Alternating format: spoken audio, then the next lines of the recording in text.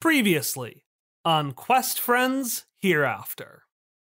It's also been a month since the Necromouse infestation. Sparky solved the flooding the streets with Necromice. But I'm going to hold a hard move about the fact that you have maxed out your credit card on Necromon cards. Yeah, that's fine. There is this movie premiering specifically today that Irene has been super excited about this movie, but the movie is PG-13.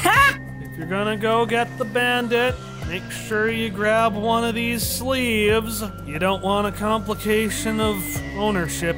Anyways, you don't want anyone to scoot in front of you, Sparky and Hilda. So, and Lucas says, a little bit afraid, hey there, Sparky.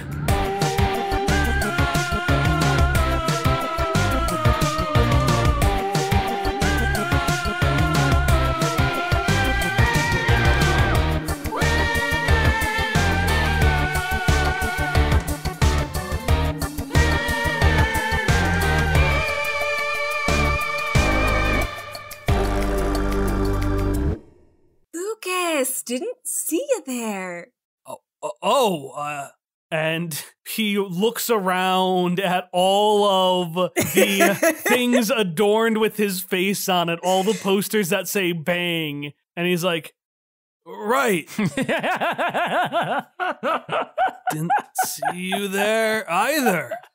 Yeah, funny how these coincidences happen. Anyway, Hilda, let's go meet. Well, I have met him, but this is Hilda. She's a fan of yours. Hello. Oh, right. Hello there, Hilda. Oh, and just a moment of realization dawns on him, and he's like, "Oh, are you?" And he points to you and points to Sparky. Oh, no. I'm just she's my protege, if you will. Oh, a protege, that's... Yes, she's learning the ropes of investigative reporting, and she is just as smart as a whip. Hi, I'm a big fan. This is my Necromon Booker, and she will just lift up this book. Racoob! Wait, no. Booker doesn't say anything, and he looks like a book. Oh, is he, do you keep your cards in a book? That's really inventive thinking. Oh, no, this isn't a folio. This is, Booker, my Necromon, occupies a book instead of a Necromon card, and I mostly was looking for, to know if you had ever encountered Necromon like this before. I want to know all about Necromon that don't live in cards, and also Ultra Necromon. Oh, and also, some Necromon can use different abilities when they're in an arena, but they can't when they're outside of it. What's the cause of that you've seen in your travels? Irene was going to leave, but she's now hovering. Lucas Bang is blue screening right now. Well, that's awful lot of questions there. You've trained her well. He looks over to you, Sparky. Sparky is beaming. So, humans, we live here in the here, and then when we die, we move on to the hereafter, and when our souls in the hereafter die, they move down to the afterworlds, and then in the afterworlds, no one really knows what goes on there, but, more layers. I always like to think of it kind of like a parfait, although I have a bit of a sweet tooth. God damn it. Well, Necromon, they just kind of come from the afterworlds, They don't live and die like humans do, they just exist from these deeper layers. Now, I've never seen anything more than a basic Necromon, but some people think that there are Necromon that are deeper, come from far, far down in the afterworlds. I've never met one, but I hear Mr. Scuba has some. One little eye pokes out, just a tiny bit. So, I'll make a note to, I'll ask him for you next time I see him. Okay, interesting. Which Hilda says, it mimicking Sparky, and the aggressive bandit wouldn't be able to see this, but Sparky would be able to see the little notepad Hilda is writing on, which, you know the scene of Dipper, I am pretending to write something? It's not quite that. It's just doesn't know anything. Mr. Scuba, question mark? So you're friends with... Sparky flips one of the card sleeves. This Scuba?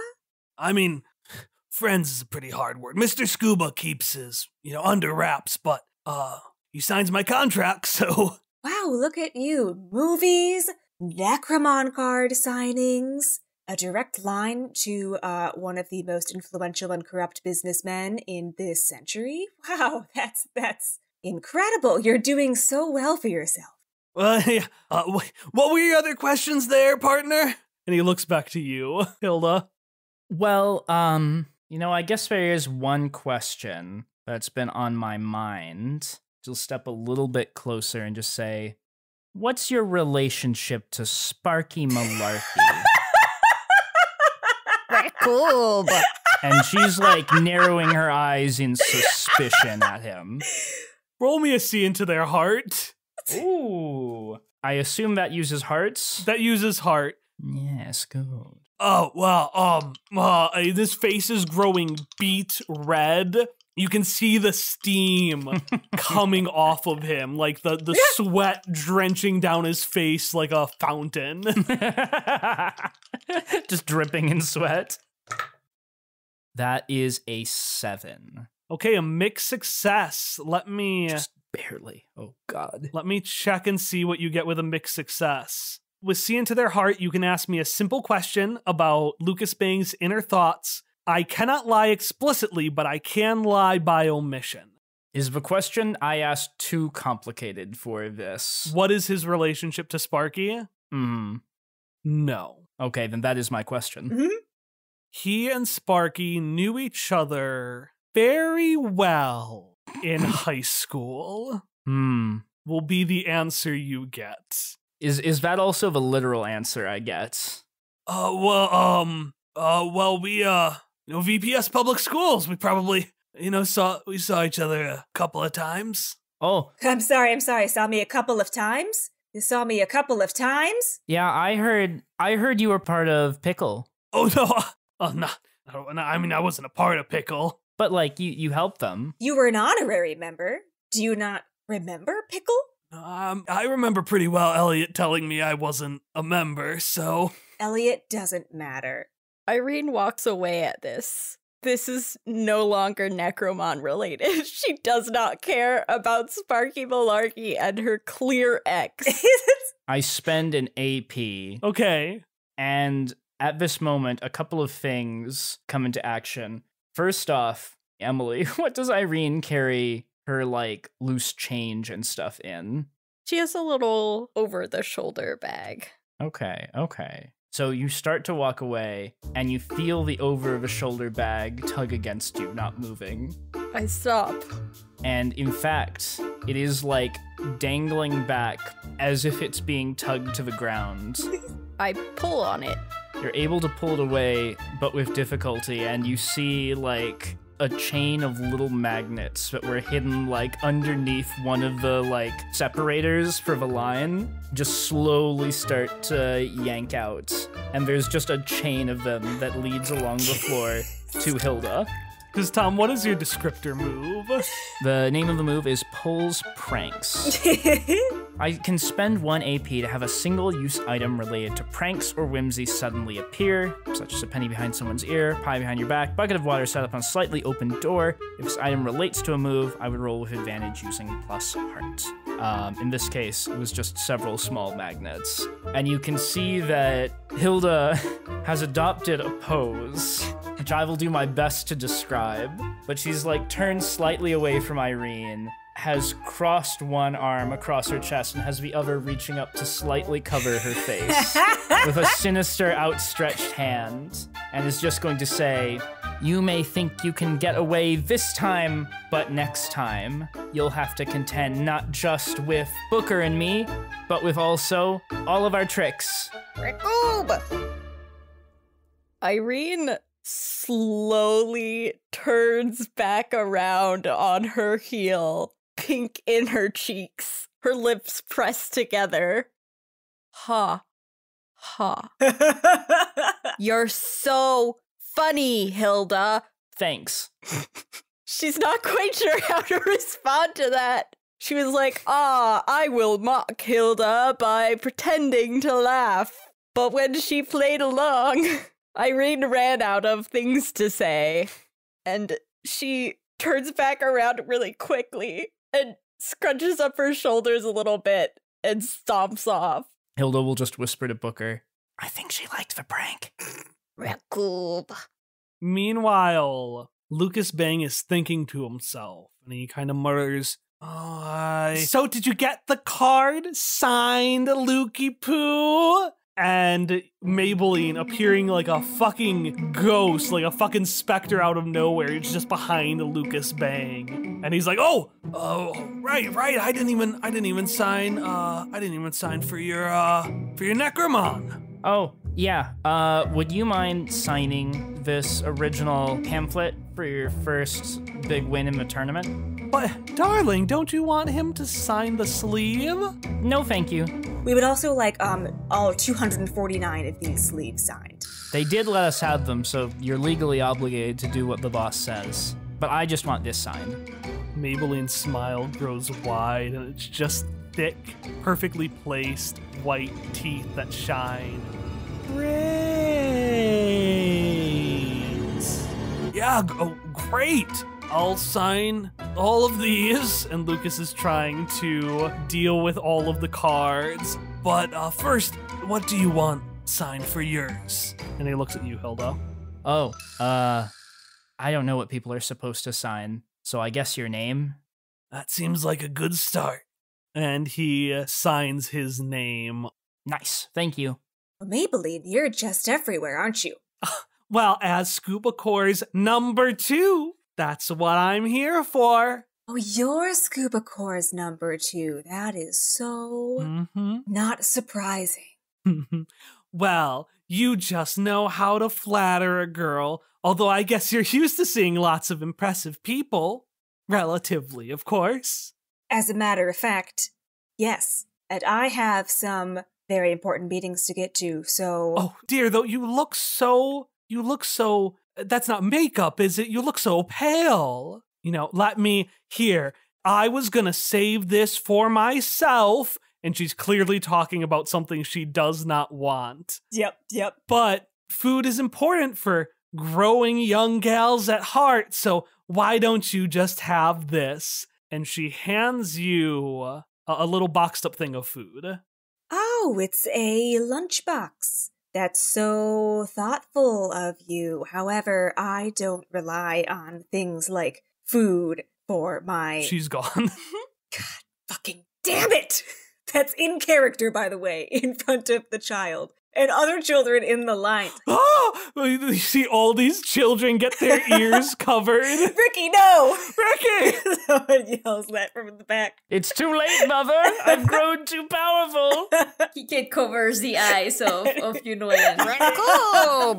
Not eyes, ears. Well, going, language, Sparky! Sparky begins tapping her foot, and she's still fuming to herself, the way that she was with Elliot this morning. It's not a good day for Sparky Malarkey. Did all my cards get signed? Yeah. All the card sleeves? All the card sleeves got signed. Awesome. Thank you for your help, Mr. Bandit, sir. Well, of course. Yeah, thanks for your help, Lucas. Have a great day, Hilda and Sparky. While we're walking away, Hilda wants to say to Sparky, Boss, did we ever tell that lady in pink my name? No, I don't think so. Why? Well, then why did she know my name when we were first getting the cards? Did she? Sorry, I was too distracted by her horrible face and outfit and countenance and soul, so I wasn't super keyed in. Huh, weird. Listen. Corporate overlords like that have spies everywhere, and information is a rich man's game. Why is it a man's game, boss? Why indeed is it a man's game, Hilda? Why is it a man's game? God, Maybelline is bang pickle. And as you walk over, you can see Irene up to something. You can't prove that I am not 13. Irene, I run the Necromon dueling club. I know you're in 7th grade. But if you did not, and you were any other employee, you could not prove it, and therefore I think you should work off of that assumption. I've been told I have an old soul. I don't know if that makes a difference, but it should. I'm not even gonna say I'm sorry. No, Irene. Bang Bang is a PG-13 movie, okay? If I had to tell Yuna that she couldn't see Bang Bang, I had to go see... What the hell did Tio want to see? I'm not 5, or however old that smaller child is. Well, maybe you should stop acting like it. Oh! Oh! I find that to be a very unprofessional attitude, and I will be taking this up with someone. And she flounces away like 5 steps and then goes over and pouts. If anybody else had been there, would have gotten into that movie. Boss, do we have time to see a movie? What if I am his successor? He probably would like me to see his past. Yeah, we've got time to see a movie. Do you want to see the Bang Bang movie? I'm not technically 13 yet, but you are adult supervision. She slides Ariel 50 cents. Will you let me in now? Okay, wait, I'm gonna level with you.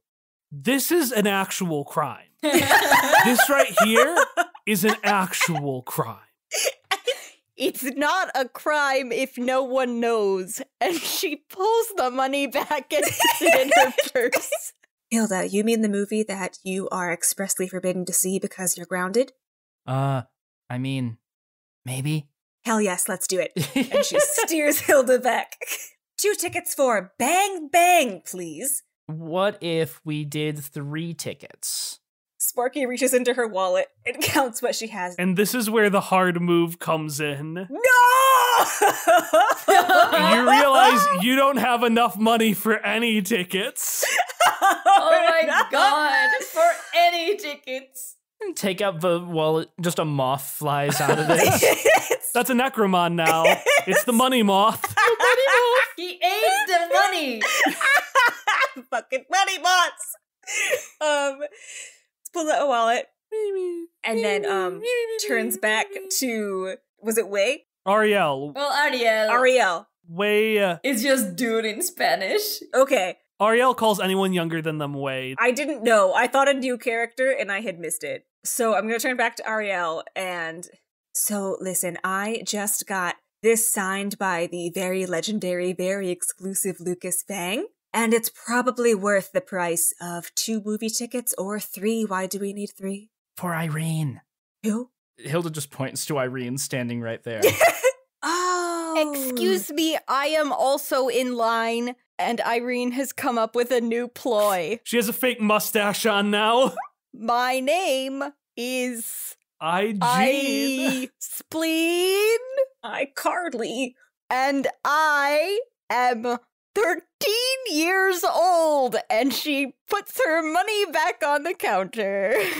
Ariel looks back to you, Sparky. So I need the money in order to give you the ticket. That's how it works. You have my money for my ticket. I Spleen. Kyle, how much money could Hilda feasibly have after spending allowance on several things of printer paper? Can I make a move to roll to see if I have enough money for the necessary tickets? If not, I'm just going to straight up turn to Irene and ask if she'll pay for all 3 of our tickets. We can be your adult supervision. Sparky leans down to whisper in Irene's ear, "Hey, kid, you ever heard of quid pro quo?" Obviously, but if I hadn't, what does that mean? It means that if you do something for someone else will do something you. So, what I propose is I will get you into the movie if you pay for my and Hilda's tickets. Are you going to let me in? I Spleen. Are you going to let me in? Well, I Spleen, do you have an adult with you? No, I said I was 13. They look at Sparky. Is she with you? Are you with me? depends on if they let me in without you. She's with me. Cool. Then yes. Irene sighs, reaches into her purse, and puts the money down for Hilda and Sparky. You're an adult. Shouldn't you have enough money to pay for your own ticket? Why are you asking a 13-year-old to do that for you? Well, you're 13. Shouldn't you be able to get into a PG-13 movie by yourself? Well, I should, but the staff here seems to be under the impression that I am someone named Irene. Listen, kid, the world's gonna beat you down. And when the world beats you down, sometimes adults don't have money because they spent them all on blank Necromon cards that you can't even get signed because apparently that is a whole thing when you sign a Necromon card. Sometimes things don't work out the way that you want it to, and sometimes you end up seeing a movie about your ex with 2 children in a movie theater after you highly suspect your ex is dating a soulless pink monster. So this is a fair price to pay for getting in to see this movie. And that's why I don't have money. You owe me $7.50. Fine. Hilda just says, thank you. Yeah, well, I'm investing in your continued education as my rival. Looks like we've got a new rivalry, though. Which of us gets to take down the aggressive bandit Me. first? You didn't even let me finish. I didn't let you finish in our duel either because I won. Wow. Okay, so do you all want your tickets or? Yes, please. We're going in. Yes, we're going in. All right, cool. Tickets are for Theater 7, and you hear a little ding from the counter. Check that. Theater 8. You're in Theater 8. Great. Thank you. Thank you for your service. It was adequate. Kike, you are in the middle of having a wonderful time watching the movie Benifer's Garden, a documentary about the band Benifer. The B stands for Bones. Yunuen is trying to get into it as best she can. She likes the songs, that's fun. Although she definitely is focusing more on the card Lucas being signed for her. And you are the only ones there, so Kike, where would you sit in a movie theater? Well, obviously not too in the front because then you would have to, bend your neck too much in the back and you just can get a headache, and not too in the back because then you really can't see the screen super well. So just you can a nice middle of the theater, especially because there's nobody there. So yeah, that's where they are sitting with some popcorn and some candy and some sodas. All of them for Yunuen because he doesn't really enjoy any of these things. Also, I want to note that Benifer they absolutely make... What's the kind of music you like from Mexico that you really like? Oh my god. I guess rancheras, classic old-fashioned, Pedro Infante kind of music. Yeah, so it's a mix between... Vicente Guerrero type stuff. It's like a mix between that and the Beatles and Skeletons is what they are. Perfect. I'm not entirely sure how that would work, but it will work somehow. It's basically like one of those bands, but instead of having one guy as the lead, all 4 are equally as important. Perfect. So they're getting to the point where they're about to write their big song, Hey Dude. Hey Dude. Are you doing anything in particular before we continue? He's just, vibing to these songs that are not too bad. They are kind of his style, a little bit modern, but it's fine. He can see the appeal, and maybe now and then he will try to tell Yunuen yes, this musical style is actually inspired from Negrete back in the day. So if you pay really close attention, it reminds me of the movie, and then stuff like that. She nods really excited. She pulls out one of the Banda CDs that Ariel has given her. No, that is not that's a different style, Chapulin. I know you, Ariel made you really excited about that stuff, but this is the roots of the music. This is a more stylized style of music. And Yunuen just nods her head, kind of confused. but is like, okay, and then goes back to watching and is just quietly vibrating in her seat. But that doesn't disturb you. What does disturb you is the lights when the doors open to the back, you know, when someone comes in. Mm-hmm. And you can see in the light this guy shuffles in. You can't see much of his appearance, but you can see that he's wearing a comfortable rustic brown coat. And then underneath that, he has a hoodie that's pulled up over his head. And he walks past you two and sits near the back of the theater. That's weird. We're almost halfway through the movie. I wonder if he's seen it before or something.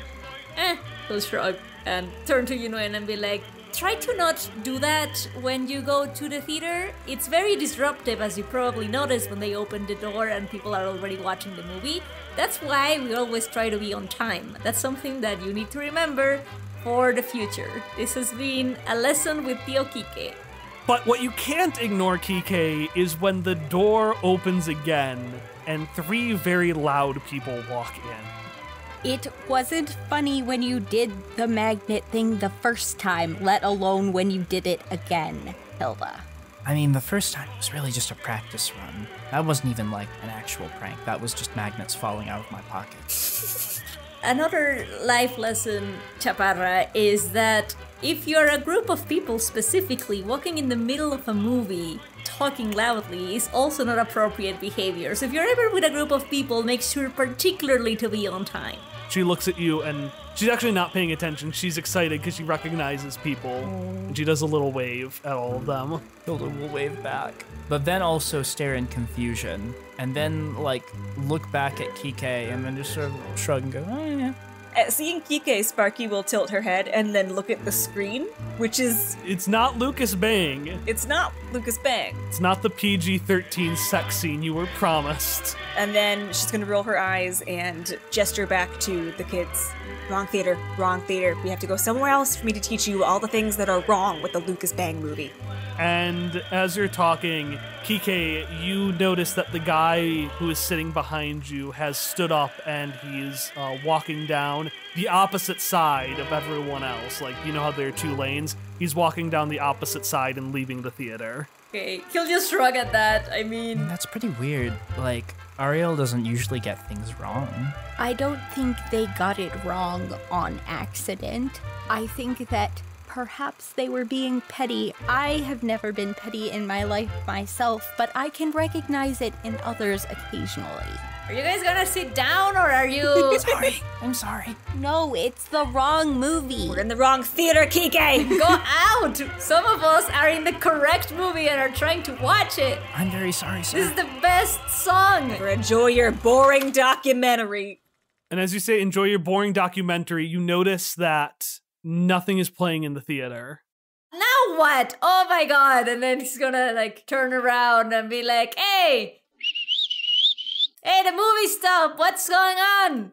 Also, I cannot do it, but like usually they do, like in Mexico, we do a lot of like whistling to indicate that we are like angry at something. I cannot do it because it's like a very specific type, and that's another thing where I fail my country. But like he's just doing this whistling that like I cannot fucking do. Gonna have to find a specific sound effect to edit in. Roll me convince somebody with fears, because I feel like you're trying to get someone's attention. That is... that's a 6. Take 1 AP. So we're gonna do They Make a Vital Misunderstanding again. You hear the yelling, hey, start the movie! And then after a second, you hear the film roll go on again. You see the lights. But... Bang, bang! My name's Lucas Bang, and I'm here to tell a story of how I became Hey, the what's... aggressive bandit. That's the wrong... And oh boy, was I so aggressive. Oh, okay. Here we go. That's the wrong movie! We were supposed to be watching Bennifer's Garden! Hey! Kakaro! Maybe it's over. Kakaro! And then doing that fucking... which I cannot fucking do. And Yunuen, you can see Kike, to your horror, is like on the edge of her seat. Oh my god, you are too young to see this movie. Oh no. Oh no, your parents are gonna kill me. She looks up and motions to the card, the Lucas Bane card, like it's the guy. That is, yeah. That's him, all right. But you are not in the right age group of it. So what do you say we maybe go and see what's going on with the Bennifer's garden? Maybe they switched the location or something, huh? Kike. Don't you want to see the best song of them all? Yossi Fui? Kike, you're such a wet blanket. You're getting puppy dog eyes. Okay, but if there's any scenes that you are not supposed to see because you're too small, I'm going to cover your eyes, okay? Do you promise you're gonna Oh let my god, me do Kike, that? he's shirtless. He's already shirtless. We're only 1 minute in. Oh my god! It's just And so you watch Bang Bang. How's the movie? Riddled with historical inaccuracies. Kike wouldn't know how the movie was because he didn't truly watch it because he was too busy figuring out when to cover the eyes of this 8-year-old child that was in a PG-13 movie. And man, it was so PG-13. You couldn't even cover your ears during the fuck. God, no. Because it was shocking who said it. Kike at that probably like spoke really loudly like, who wants popcorn? when somebody said fuck. Also, Sparky, you weren't in it at all. Motherfucker. Not a single mention of Sparky Malarkey. That's the bad swear. He did have a subplot, a romance subplot with some gal, not sure who. Although she was very peppy and perky and seemed to be wanting to do more of the administrative side of things. I knew it. And you get to the end of the movie, very long movie, one of those 2.5 hour long ones, right? And because you were in the line for so long, it's getting pretty late. It's like 7, 8 o'clock at night now. Really? Ooh. Oh no, your bedtime is at 6:30. I don't know when 8-year-old bedtimes are. Is that too early? I think it's later than 6:30. Okay, oh no, your bedtime is at 7:30. 7:30 a good bedtime? I mean, Everett goes to bed at 9. And he's okay. 5. I wasn't allowed to go to bed at 9, though. Really? Oh no, your bedtime is at 8:30 and we are an hour away. And you end and you see Lucas with this lady that he's with. Disgusting. He's like, I don't think I'm gonna bang no more. And they go in for a kiss and the camera pans out and the dramatic music plays. And then suddenly it's replaced by this weird imitation movie, and you see like these animated crayon drawings going on. Oh no, what? And the lady goes over, and you can see maybe she was Maybelline. Maybe it's me. God fucking damn it. But suddenly it changes to her explicitly in this animated form. And you can hear her voice as if over cheap speakers. Well, maybe one more bang, wink. And this other voice that you don't recognize replaces Lucas Bang's voice as he turns over and says, yeah, I guess one more bang will do. And the screen shakes as the Lucas Bang figure looks at all of you. And the little crayon bits reach out from outside of the screen, extending. And you see the outside of the screen, and you notice that it takes on the illuminated shape of a giant necro card. Jesus Christ. What? And out of this giant necro card comes stomping a giant Lucas Bang style necromon. And it goes, Gabe! Gabe? I guess Gabe is Bang backwards. Gabe! Gnab! Gnab! Gnabe! Alright, and it's time for a confrontation. So the way confrontation works is that the monster has a goal. So this monster it's not named Gnabe. This Necromon is called Wardlet. Wardlet is a crayon-style Necromon that can take the form of something that is drawn on it. It's like a ditto. It makes a shape and then speaks as if it's that thing. Neato. And so this Wardlet, which again is now going by Bang, is gonna try to get you. Its goal is to stop one of you or retrieve something from one of you. What is your goal? get out of the theater. To leave the theater. Yeah, once Kike realizes pretty quickly that this is not part of the movie, the goal is to get Yunuen and him, but mostly Yunuen first, out of the theater. To prove myself against this unknown Necromon that seems powerful, let me get out my Necromon. Catch the alpha! No. You're gonna have to drag her out of here. And I'm gonna set each clock at 4. It's equally difficult for you to get out as it is for the wardlet to catch you. So it's 4 clocks for each of you. To set the scene, the wardlet, the bang is reaching out, and it is the size of a theater Christ. as it's trying to stretch itself out from this giant card. All of you are there. Yunuen is really excited. She is like bouncing. No. She's actually stood up and she's holding onto the seat in front of her. She is super hyped. No, Kiro, this is not an exciting situation. We need to go out, to get out now. We have to. I don't think this is part of the movie anymore. We have to leave now. Rickle! Booker is flipped over on his little crab legs, standing protectively in front of Hilda. Sparky is taking pictures. Malaya, go! Liam! And Irene is like fully just, let's duel. It's time to duel. Duel! Malaya is ready to go. I imagine that Malaya is always ready to go. So this is like, he doesn't need to be told twice about being ready to go. Are you gonna have Malaya do anything in particular, or are you just gonna have Malaya go and fucking try to sock this thing? I was gonna try to have Malaya do its signature move. Okay, so yeah, outside of combat, your signature attack is a Necromon trainer move, Elemental Blast. Roll your Mon's signature stat to harness their element. Based on that signature stat, the effect may change. And for Fierce, it is, Fierce is an attack. Yeah. So what exactly do you want Malaya to do? I want Malaya to pin it down, and then I can put it in a card. I don't like the cards, but this looks like it's going to eat us all, so. Since I am invested in Malaya, can I spend an AP to like give some advantage to this roll? Yeah, you can spend an AP to give advantage on a roll. Typically, as a character, you would have to justify why you as a character were doing it. I'll say because you play Malaya, you can just give that without explaining why Kike helps. Okay. And the way rolling with advantage works is instead of rolling with 2 die, you roll with 3 and you take the result of the top 2. Disadvantage works the opposite way. You roll with 3 die and you take the results from the bottom 2. Mm-hmm. But I give advantage with AP. Okay. Because Malaya is just so ready to go that like, he's just on this. Like, I don't care what the order is, let's go. Malaya, turn it to mush! Alea! So it's an 11.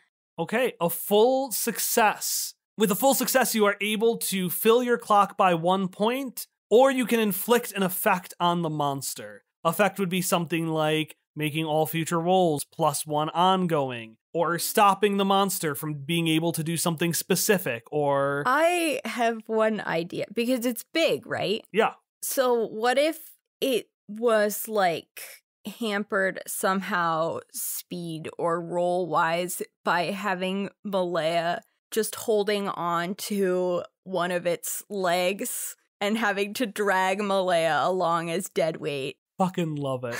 Malaya goes to jump on it, but can't fully get on it, so instead just grabs one of the thing's legs. And your clock doesn't fill, but it is going to be easier for you to do any subsequent roll related to escape. You should probably leave. I wouldn't want anyone to get caught in the crossfire of my battle. Crossfire's my job, kid, Sparky says as she continues to snap pictures with the small Polaroid camera I just decided she has. This is the real Bang Bang movie, and she's gonna make a bangin' buck on it. But while I'm taking, I would like to turn the flash all the way up. I want to see if I can hamper this monster's sight. Everybody close your eyes! And then I boop boop, and I just crank it up. I think that's also take a swing because you're attacking it. So yeah, roll me fierce. All right. Okay, so I got a 5 because I have a -2 in fierce today, according to my pre-game rolls. However, I did get an AP because of my can't learn unless you try ability. So I have 3 of those suckers now. And you take another one for a failed roll, so the wardlet goes, Nabe! And it slams the ground, and the little bits of Crayola crayon on it reach out, and they lock over the doors on the way out of the theater. Oh, and it fills its clock by 1. So your clock is 0 out of 4, and its is 1 out of 4. great. But you said that the door's closed? Yeah, it's blocked the doors with the crayon stuff. Did Hallie get any of the benefit from Malaya on that roll? No, because Malaya only helps if you try to escape, and Hallie was attacking. So you said one of the things we could do with AP is to have something or someone be there. I want Lucas Bang to burst in. I was gonna do that with my AP! Like the Kool-Aid man! I was gonna ask if Lucas Bang could just Kool-Aid man through the wall and be Lucas Bang! I don't know! Be a hero, man! Be the aggressive bandit! Alright, so the monster goes, and the crayons go out, and you are Sparky, oh! And down at the bottom, one of the doors is opened up, and Lucas Bang is there. So you get your clock filled by 1, because you now have a means of escape. And he's like, what's going on here? Is, someone in there? Yes, Sparky Malarkey is trapped by a Necromon. I am not. Trapped by a Necromon? What are you talking about? Oh! Another thing flies past him. And so he's slowly making his way in. All right. So Lucas Bang entered, he bursted through the wall, right? Not the wall, he opened one of the doors right before the crayon does. He's a polite guy, he doesn't burst through walls. So is the door... So the wardlet was gonna go block 2 doors, one of them is not blocked because Lucas Bang opened it right before it was blocked. Because otherwise Kike is gonna carry Yunwen and run towards that door before it is blocked again. Yeah, get the little baby out! Baby! Save this baby. Yunwen is just bouncing. Roll to keep your cool to successfully pick up this small bouncing child. Okay, and then you say I can spend AP to have advantage on things? Yep, 1 AP with advantage. Okay, so I'm gonna do that. And then add your slick to that, because that's what keep your cool is. Okay, keep your cool. Yeah, so that would be a 6. Okay, so normally that would be a failure, but with the +1 from Malaya, your 6 goes up to 7, making that a mixed success. So you keep your cool, kind of. But it isn't going to be as simple as picking Yunwen up and just running, because you struggle to grab her because she's just so excited, and she's like pointing, she's like, she's reaching to grab the pick to fight with. Okay, yeah, so he struggles because she's vibrating, but then also because he sees the card and like kind of gets the idea. So while he's trying to pick her up, so he's like, okay, so this thing can run really fast, right? Do you think he can come out to play a little? To go all the way over there and points at the door? And Yunwen nods and takes out the pick. Kip, kip, kip, kip. All right, and so he's gonna look at the pick, and if this requires another roll, that's okay, but like kind of channel his... I mean, he remembers what Hilda said about Toucan also being a Necromon, so he's gonna like channel that like relationship. Imagine that it's Toucan and be like, okay, little thing, you think you can take Yunwen and run towards that door? You know, just like a little tiny horse? Because you are not a horse at all. I mean, I would never call you horse. Unless you want to. But you know what I mean, right? Like, Kip. The pick doesn't understand a word that you say, but it sees the giant monster and fucking bolts the other way with Yunwen in tow. Córrele como la chingada, córrele. Oh, that thing is on fire. What's going on here? You hear Lucas Bang say as the now flaming pick and Yunwen run off which gets you a clock point through because someone got out, but it also fills the monster's clock because that wasn't who it was targeting. Kike doesn't care. But also, Kike totally swore, because I just totally said a swear word in Spanish. He just hopes that Yunuen didn't hear that. But that's a later problem.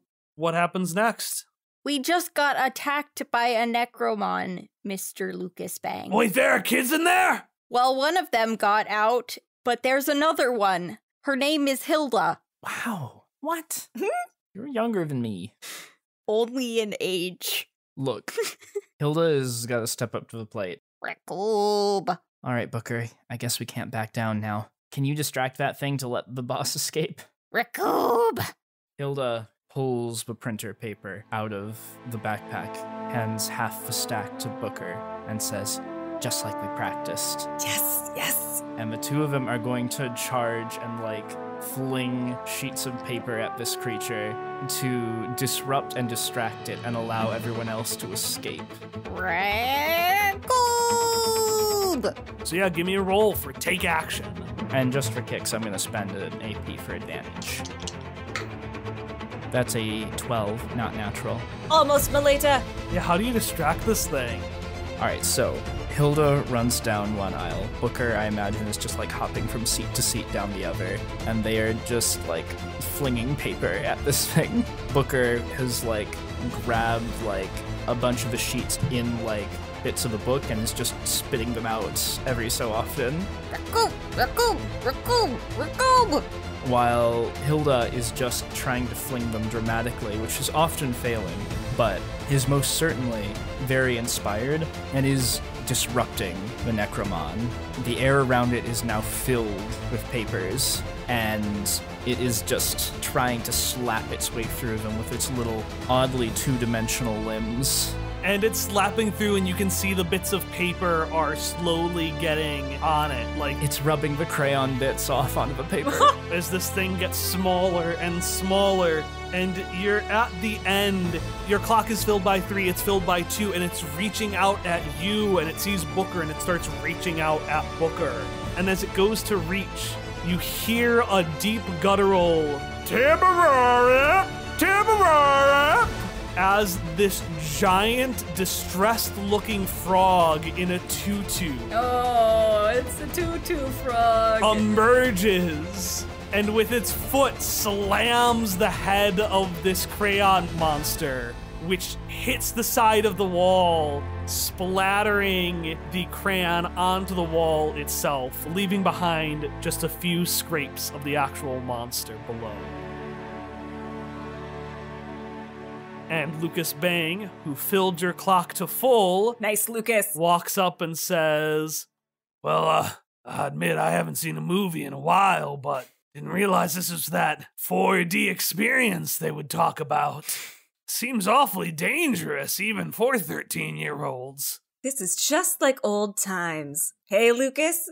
Kids just slowly looking back and forth. Including you missing the point. That wasn't 4D. That wasn't 4D. That was a Necromon. Were you also saved by children in the old times? We were children and we saved ourselves. Yeah, you kids did a great job here. And he picks up the paper, and he picks up Malaya, who has turned small, and says, this was really impressive work.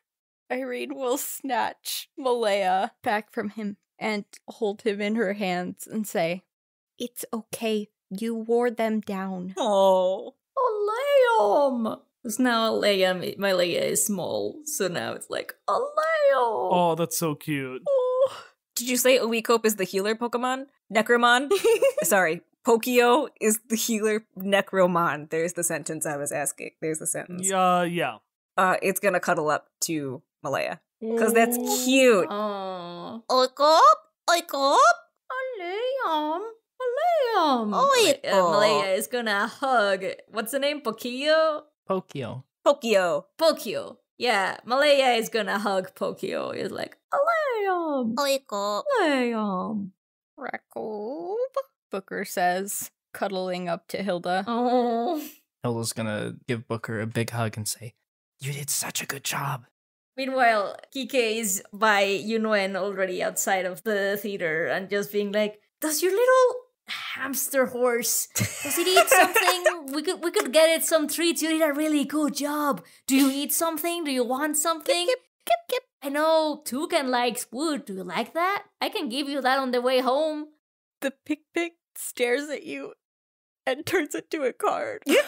Well, that didn't work that well, but hey, we are way past your bedtime. We need to go now. And he's just gonna leave. Probably hitch a ride from Ariel. Yeah, they waited for you. They knew. Hey, I'm sorry. I intended to take her back beforehand, but I don't know what was the That's right, T.O. And then he's gonna like check himself out because he's trying to look cool in front of Ariel. So just be like, wait. So what's the deal with that movie?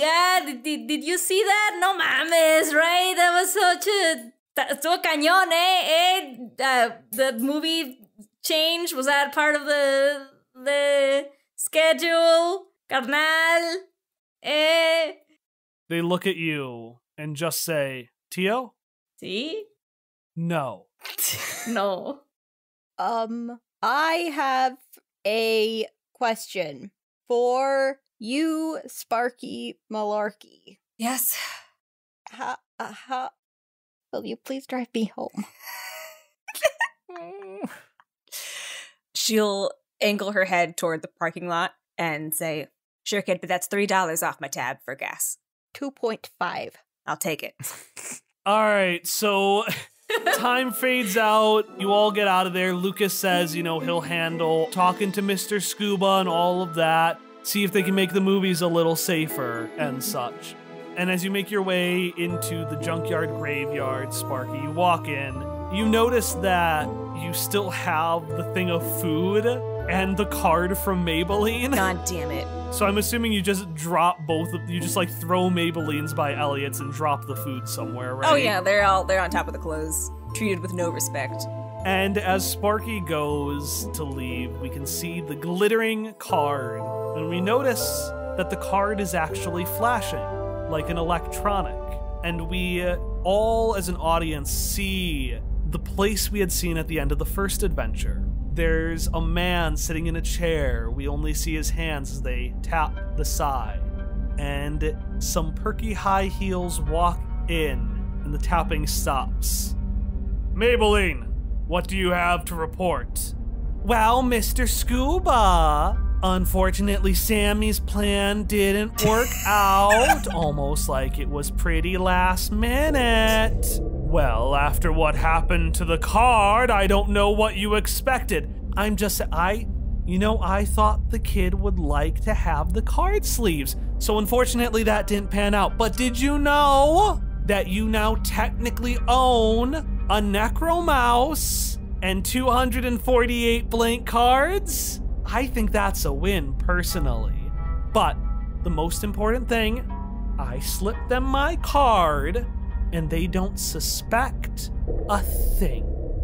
And as Sparky goes to sleep and the light turns off, we can see the card still blinking in there. And reflected in the card, the little container is opened up, and inside of the container are roasted rutabaga.